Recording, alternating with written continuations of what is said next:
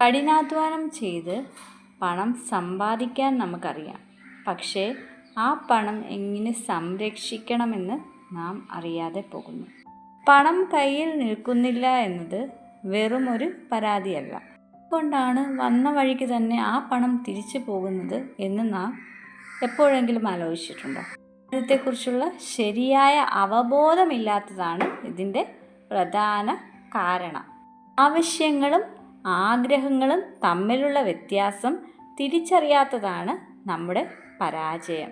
വയറ് നിറയ്ക്കാനുള്ളത് നമ്മുടെ അത്യാവശ്യമാണ്, പക്ഷേ നമ്മൾ കണ്ണ് നിറയ്ക്കാൻ വാങ്ങുന്നത് നമ്മുടെ ആഗ്രഹമാണ്. മറ്റുള്ളവരെ കാണിക്കാൻ വേണ്ടി ജീവിക്കുമ്പോഴാണ് നമ്മുടെ പോക്കറ്റ് വേഗം കാലിയാകുന്നത്. പണം ചിലവാക്കുമ്പോൾ ലഭിക്കുന്ന താൽക്കാലിക സന്തോഷം പിന്നീട് വലിയ മാനസിക സംഘർഷങ്ങളായി മാറുന്നു. സമ്പാദിക്കാൻ മറന്നുപോയ ഒരു തലമുറയായി നാം മാറിക്കൊണ്ടിരിക്കുന്നു. ഒരു മാറ്റം അനിവാര്യമാണ്.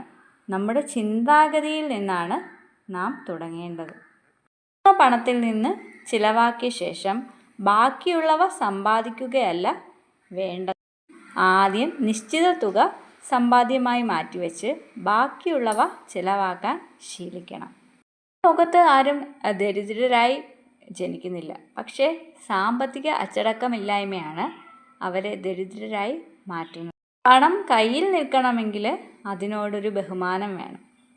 ജീവിതം ആസ്വദിക്കണം, എന്നാൽ അത് കടം വാങ്ങിയ പണം കൊണ്ട് ആകരുത്.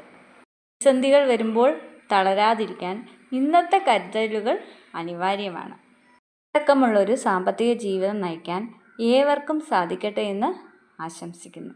Thank you.